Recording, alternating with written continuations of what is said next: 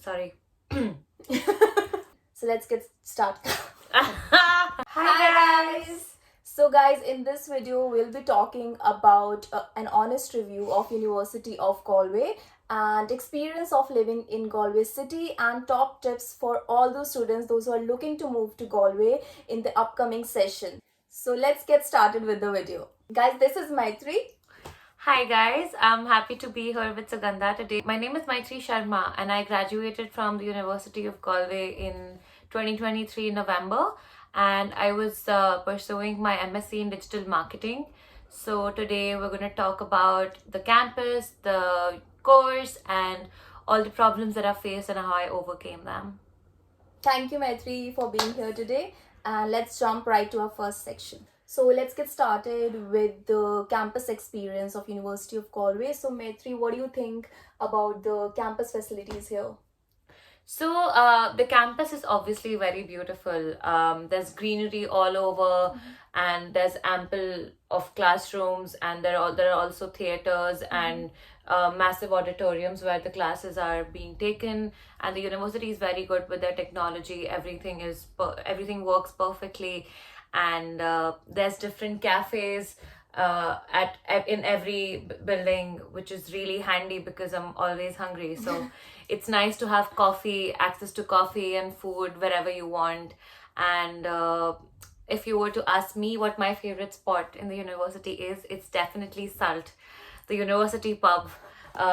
You can't not go there after lectures. Like, it's a very good spot. You get to sit there next to the river bank, have a few drinks, chat with your friends. It's a very nice break from all the monotony of studying and attending classes. So yeah, I remember we used to hang out in Salt and they used to conduct so many bingo nights and oh stuff yeah, like that. yeah, exactly. And there's so many events happening. There's Spanish night, there's Bollywood night, and it's just never a dull moment in the university. That's It's always amazing. good. Yeah. And I've also spent a lot of time in the library, which is it's really massive. So you'll always find a spot there, and it provides a very peaceful and focused environment. And you actually need that when you've waited for the very last week to study for your exams. So the library provides that kind of environment, which is very, very good for the last few days. And the opening hours are great. It's open from 8 a.m. in the morning till 10 p.m. at night. So you have enough time and your own space to study and just focus on your work. And there are also very, very cute outdoor pods all across, all around the university. And they're actually very nice, even like to look at and sit in it. It holds 6 people, and they're all Wi-Fi enabled. Oh, and nice. It provides you a nice shield from the rain and the wind. Yeah, that's most important. Yeah, and you can still sit outside and look at the view, but still be shielded from the rain and the wind. So the outdoor pods are also a very good spot. That's amazing. So Maitree, what do you think about the student support services? Honestly, in my experience, every service or everything that I've needed from the university side they've been very prompt with their responses. Be it the accommodation advisory desk. Initially, when I couldn't find accommodation, I was actually emailing them from India, and they were very cooperative, and they replied to my emails very promptly during the business hours. And the accommodation advisory desk, they also have a separate section for just international students where they ask you to be extra cautious because you're coming from a different country. Right. So they're very helpful, they're very cooperative, and it's quite nice, the service. So there's also a career development center on the website and in the building, and they're very nice because they'll actually guide you towards companies that still have vacancies, and what very course specific vacancies they'll tell you about, and maybe connect you, give you emails of the hiring managers there, and just basically give you direction towards how to go about the job hunt. And even the student health unit in the university, I think if it wasn't for them, I wouldn't have made it with this good health throughout the year, because obviously you're moving to a new country, you have a lot of issues, and you just have to simply book an appointment online, and you go to them, they'll give you a proper treatment, they'll even write you prescriptions if you need it. Nice. Even if you don't have a And GP. even if you, and exactly that's so handy for international Yeah. students, because you need to register with a clinic here and get a GP, which is also very expensive. So student health unit is really cost effective for us. They won't charge you anything for the entire consultation. The only money that you have to pay is for your own medicine. So That's amazing. that's really, really good. Yeah. What about the social life in the campus? Do you have much group activities and stuff like that to socialize with people? Yeah, actually, it has over 45 sports clubs. So if you're into sports, this is perfect. And there's like 110 societies for like baking. So there's a baking soc, there's a dance soc, there's an astronomy soc, there's a photography soc, a videography, a filmmaking soc. Literally anything that you can think of, you have a society for it in the university. And they actually host, like the university hosts these fairs where they actually have all these societies in different stalls, and then you can just walk around, see which one is best for you. The people are trying to tell you what they do as a part of their society or their clubs. So I think it's a really, really good initiative, because when you're moving to a new country from a very different country, you're not used to the culture, you're not used to you can't like just ease into university life. So societies are a really good way of just blending in with your peers and just learning things about the place. You can also make friends, make new connections. So definitely would recommend getting into societies. I myself was very active in the dance society. Nice. They would teach us salsa and bachata, and yeah, it was a fun little thing from apart from like, because you tend to associate campus and college as just studies and class and assignments. So when you get to do these fun things at the campus, it actually makes you feel good about yourself and about studying. So it adds to the whole experience. correct, exactly. And you also have this Indian society and societies from different countries, yeah, exactly. We have a lot of actually nationality based societies and groups.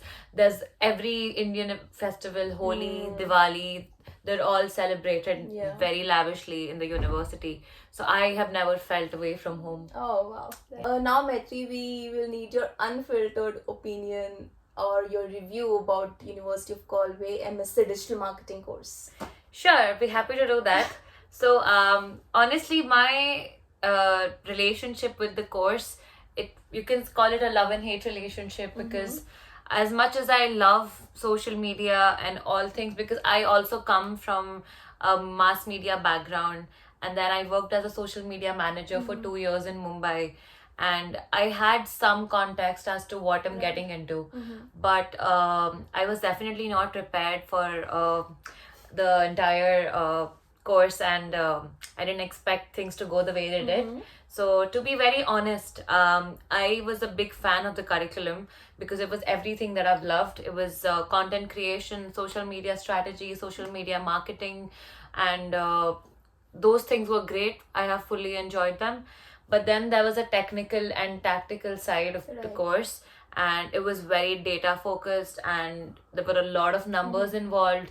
And I'm not saying that they're not important, but I just felt like, why am I learning all this when I'm not interested in it? And we actually had a very nice argument, not an argument, sorry, a discussion with one of our professors about it in class, that if we've chosen a particular cause, and when you know that we're social media creators and a very creative person, why should we be made to study numbers or data? So she was the one who actually opened my eye when she said that it's very important to learn the analytical side of things and very strategic side, because you can't just keep creating content. You also need to know how to make that content work. So to optimize it. Exactly, how to optimize it. So in that way, it was great. I've loved most parts of it, but it is a master's course, right? It's not a undergrad course. So professors and your teachers, they expect you to know things before, they expect you to have experience before. And fortunately, I was blessed enough to have some experience, even though it was just 2.5 years, but it was something. So I did have some background, but I know that you did not have No. any marketing experience, No, and you no. did your course. Yeah, nothing So, at all. Yeah, but see, here we are, and as do not expect to be spoon fed. You need to do your own research. You'll need to do certificate courses. You'll need to read a lot of articles, blogs, and just you'll be on your own, but you'll obviously have your Yeah. professors to guide you. They're very helpful. Whatever help you need, just they're just an email away during the business hours, and that's a little gist into how I found the digital marketing course to be. But it's also very hands-on. They have a very good plan for the students, because the assignments are they're real time. You're actually making campaigns for actual companies, brands, and they'll come and talk to you. They'll connect with you digitally, Right. but they'll actually tell you what they're expecting from you. And if they like your assignment, there are chances of like potential employment with them, if they like what you've created. So in that way, the course is really nice because it will open some doors to a lot of opportunities. It's up to you how well you use them. But the main thing is to read about digital marketing before jumping into a master's course, right? Absolutely, absolutely. You need to do your research beforehand, because if you don't know what you're getting into, then it can be a really scary and challenging experience. I mean, I had contacts and I had experience, and I still found it to be very, very challenging. But just do your research and just go headstrong at it, and it'll be great. So Maitri, like now that you're graduated and you have 2.5 years of work experience, right? Yeah. So how has the job hunting going for you? What's the experience like? So honestly, it's humbling. It's not like you're graduating, you have 2 degrees on you, so people are just going to run after you with jobs. You have to be very patient. You have to just keep applying every day, at least at like 10 to 15 places. Build your own portfolio, have things that you can actually show them and portray them. Like if you're a content creator, have good few bits of content on your profile so they can know that you're good at it. And it's basically just a matter of time and effort. The more Yes. time and effort you give, the more opportunities you might end up getting. But just don't be disheartened, I think, because a lot of us, I mean, me myself, I tend to get disheartened very simply. Sugandha here has actually helped me with that a lot. Every time I'm like, oh my god, this is not working out. This is very, very, how did you do it? And she's always been very nice enough to reassure me that, just keep trying. It will work out at the end of the day. Universe. Universe, keep manifesting it. The universe will listen to you finally. And even she has a very inspiring story of how she got her job. Yeah. You apply little tricks here and there, and then Yeah. you just like Yeah. it works. It will work out one It day. will work out towards the end of it. And I'm not saying that you will land up with like the job that you want initially. You might have to do customer service, you might have to do more part-time jobs, internships, unpaid internships, Right. to just get into the market. Like you just have to start by like getting a decent enough job, and you can just go from there. You can keep changing jobs, no one is stopping you. You have 2 years of stay back after your course. Yeah. So that's really nice, and it will work out at the end. Just main thing is just to enter somehow in Yeah, the field. in the field. And then- Even if it's not in the field, like just pierce the job market, and once you're in there, you'll start networking, talking to people, and eventually you'll land up yeah. with a good job. The main thing is not to give up and just keep going. Just keep going. Yeah. That's the main thing. So we're trying our best. So, Maitri, how was your experience of living in Galway City? I still live in Galway City, actually. We are in Galway right We now. are in Galway right in my now. old room. And in my current room. So, honestly, I love Galway. I love the place. It is very, very good for someone who's just moved from a different country, because it's not very big. It's small. You know your way around things and places, and everything is easily accessible through buses or even walking and cycling. Galway is very good for biking and cycling because it's just very Yeah. small. It's not very busy. The traffic is also very manageable. So it's a great city for living. And when it comes to accommodation, it's very important to actually connect with people beforehand. Like me, I'd suggest you start looking up people on LinkedIn or entering Facebook accommodation groups way in advance, because it's literally a matter of networking, and landlords here, they need referrals from people.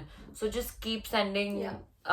requests to all the pass outs or old students, alumni, and keep asking them, is their current house empty, because they are the people who keep moving jobs, Right. and they'll keep moving cities, so you never know what you might land.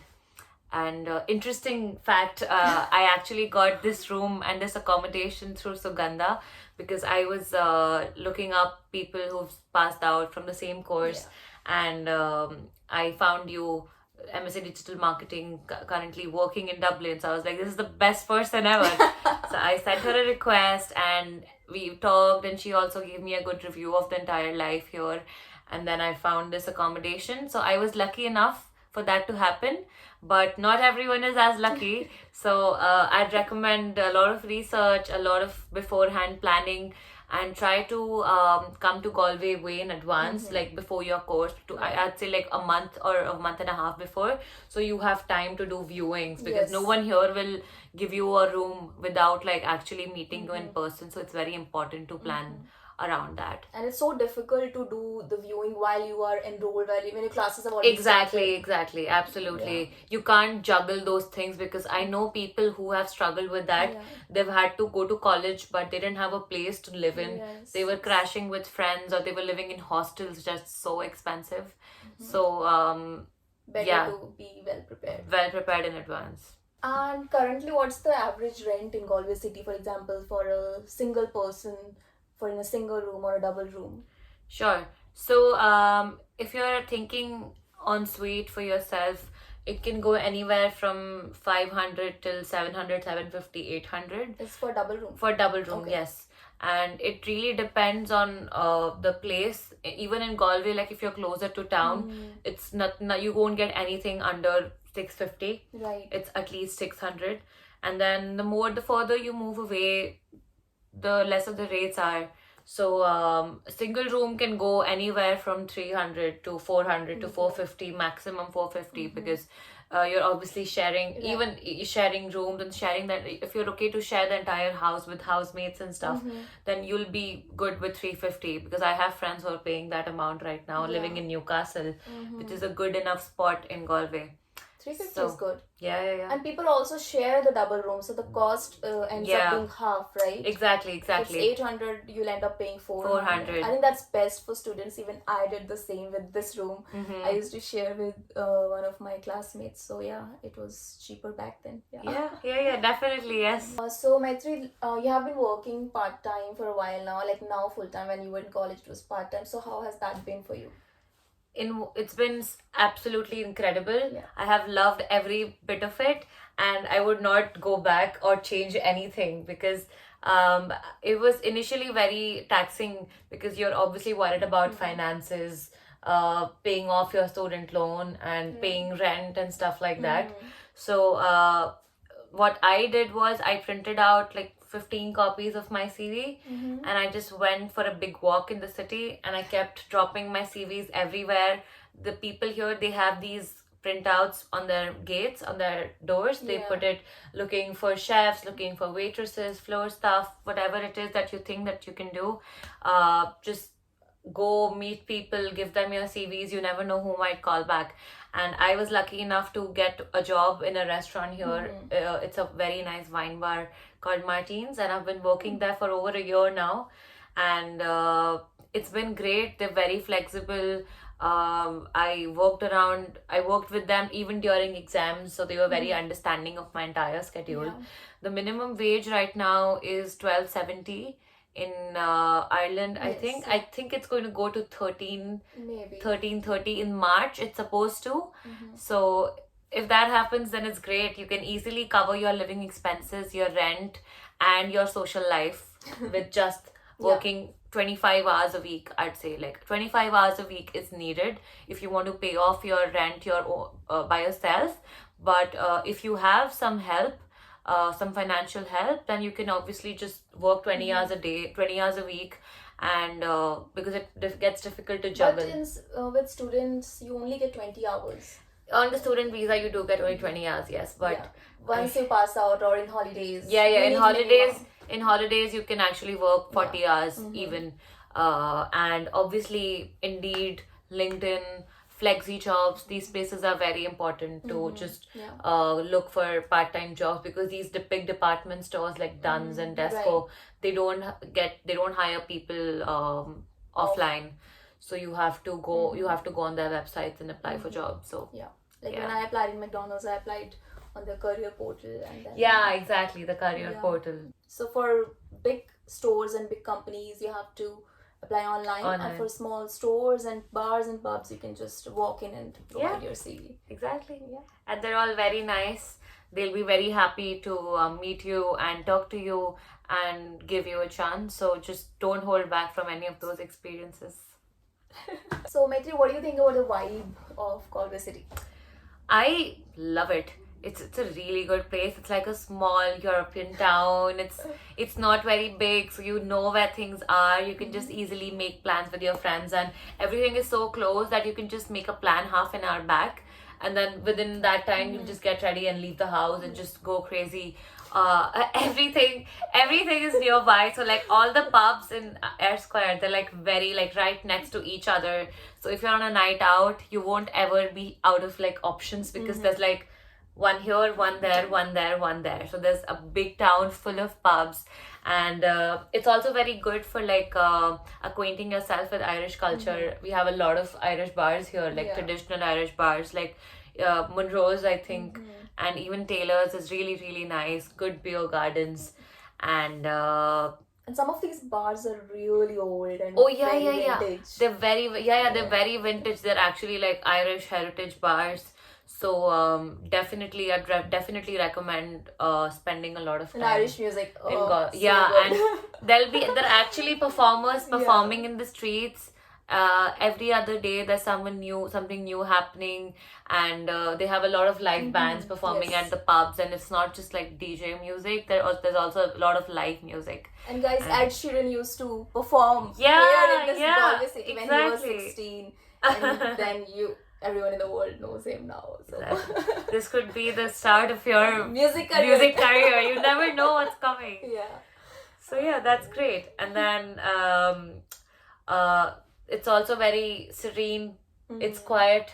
It's not too crazy. You can just sit you can sit at Spanish Arch and just sit and drink, just have a glass of wine, just get some food, some Zayan, and you're good to go. And it's also very nice in terms of we have a lot of cultural fests in Galway, a lot of art galleries, a lot of art shows. And the Christmas market every winter, it is, oh my god, I don't have words to describe them. The hot whiskey, the mulled wine, the chimney cakes. It's just all very, very nice. And we have farmers market every weekend here. You get fresh bread, fresh cheeses. And there's an Indian stall there when they're yesterday. Oh yes, for the food. Oh my god, they have chola bhaturas and whatnot. It's unreal, guys. No kidding. And a lot of local artisanals just displaying their products, and just a very cute city. Very cute European city. Very cute European vibe. Tell us something about the transportation. What's your experience like? So in one word, it has been disappointing. Because I do not live very close to the city. I live in Knocknacara, so it's a bit further away, and the only means I have to travel is bus. And the bus service, the public bus service is great. The bus Airwind one, it's actually good, but City Direct, it's the private bus service, so it's really, really bad. There's no fixed schedule. You might be waiting for buses for like over an hour sometimes, especially on weekends. Yes, do not rely on buses on the weekends. And a lot of times it has happened that I've been running late for work, and I've had to take a taxi at the last moment because there were no buses. And cycling is a good option, sure, it's handy and it's quick, but again, you have the weather to take into consideration. It's very windy and it rains a lot, and then you also have a lot of uphills and downhills, and you'll be like, you'll really struggle. So we'd suggest either you just get yourself acquainted with the bus schedule properly, or there's also options for getting second-hand cars, and they're not very expensive. Then you can get a really nice one for like 2,000, 1,000 if you can save up and get your test done and stuff. And you can also get your Indian license and drive for a year. Yeah, the first year your Indian license is valid here, so you can get even you can even rent a car for a week if you need it, and then just give it back. So those are a good few options for yourself. So Maitree, overall, what are some challenges that you faced here, and do you have any tips for upcoming students? Of course, yeah. So as a part of my course, I found it very difficult to work with people in group projects because everyone is from a different nationality. Someone is German, someone is Chinese, someone is Indian, someone is Irish, and everyone has their own work ethic and their own speed of working. And it was very difficult for me to work with them initially because I didn't know. I was coming with my own ideas and my own work ethic, which is a bit laid back. Like, granted, it's a bit laid back. But so that was a bit tricky initially. But then, obviously, good communication, spending more time together, even talking to your professors if need be, you'll eventually learn how to work with different people, and you'll just blend in within that's the a good group. Skill to build up. It is a very good skill, and that is something that I've acquired when I came here. Like, in 25 years of age, I have learned this skill only when I moved to Galway, and I'm very grateful to that. And other than that, I think definitely adjusting to the weather here was very, very difficult for me because we're Indians. We come from a country of sun, and we don't get a lot of cold and rain. So when I first came here, I was happy about the cold. I was like, okay, it's not too hot, so that's nice. But it does get a bit too mentally draining. When you're sitting in your room, you can't step out because the weather is terrible. You can't meet anyone. You can't go out. You can't party because you're just stuck in the room because it's pouring outside, right? So there's also some of the other weather warning. And every other day there's a new storm upcoming, and you have to be mindful of what you're wearing. You can't wear the shoes that you want. You can't wear the dress you want. So definitely in those scenes it's been a bit difficult, but obviously I've learned to live with it. Good rain jackets, invest in very good jackets, invest in good sweaters and woolens, and take your vitamins. Very important. Very important. Very important. Please take your vitamins, and physical workouts or any physical activity, it's very important. It's actually something that has kept me afloat. And I see you go to gym every I see you also go to she's a very good squash player, guys, this one here. Not very good. Oh yeah, I'm sure very good. But if you make that a good part of your lifestyle, it will actually help you get rid of the mental block caused by the bad weather, and it's a bit depressing, but you learn to live with it. Weather can be a bit of a challenge, but in summer it's equally amazing. It's beautiful. It's like proper European summer. It's in not the summer. very hot. No. It's like just like perfect. It's perfect temperature, and it's so serene. You get to sit at the beach all day, get a nice tan, and then you go drinking with your friends, and it's just perfect. It's perfect. Sundress weather, as you say it. So guys, that was it for today's video. Thank you, Maitree, for taking out time and being here for all the upcoming students. Of course, And guys, if you have any questions, do let us know in the comment section. And I'll also put the LinkedIn link for Maitree's profile and for my profile. And do send us your messages, and we'll try to get back to your messages whenever we can. And please subscribe to the channel for more such videos, and we'll see you guys in my next video. She's the best. Bye. Bye.